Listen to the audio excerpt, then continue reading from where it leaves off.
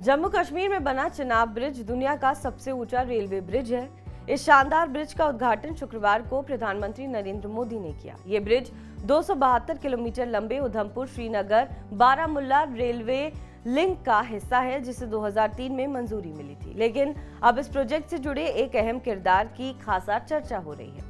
Professor जी माधवी लता ने Chenab bridge की design, planning और कंस्ट्रक्शन में 17 साल तक मेहनत की और रिजल्ट दिया। इसके साथ ही प्रोफेसर लता की उस अप्रोच की भी चर्चा हो रही है जिसकी वजह से ब्रिज तैयार हो सका। अब आपको बताते हैं कि आखिर कौन है प्रोफेसर माधवी लता।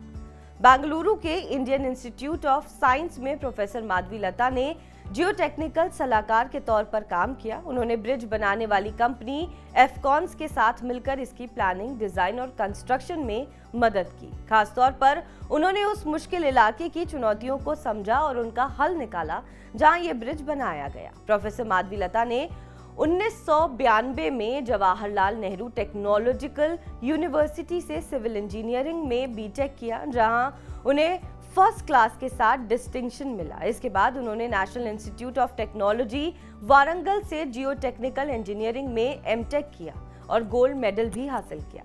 साल 2000 में उन्होंने आईआईटी मद्रास से जियोटेक्निकल इंजीनियरिंग में पीएचडी पूरी की। अपनी मेहनत और काबिलियत के दम पर उन्हें कई पुरस्कार मिले।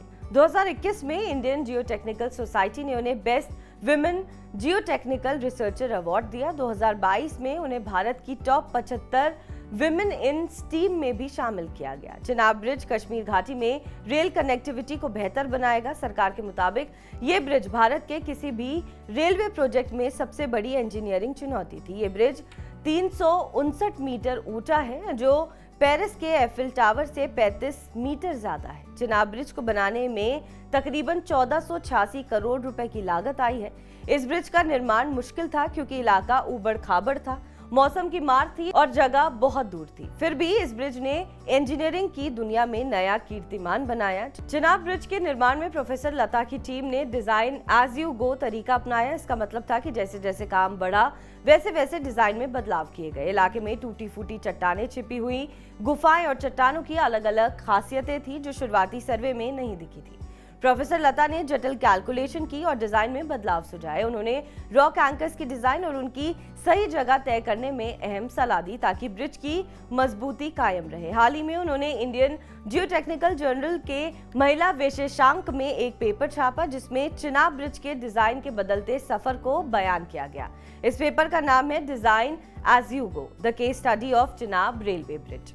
बहरहाल इस खबर पर आपका क्या कुछ कहना है, हमें कमेंट करके जरूर बताएं। बाकी देश और विदेश की तमाम बड़ी खबरों के लिए आप देखते रहें TV9 डिजिटल।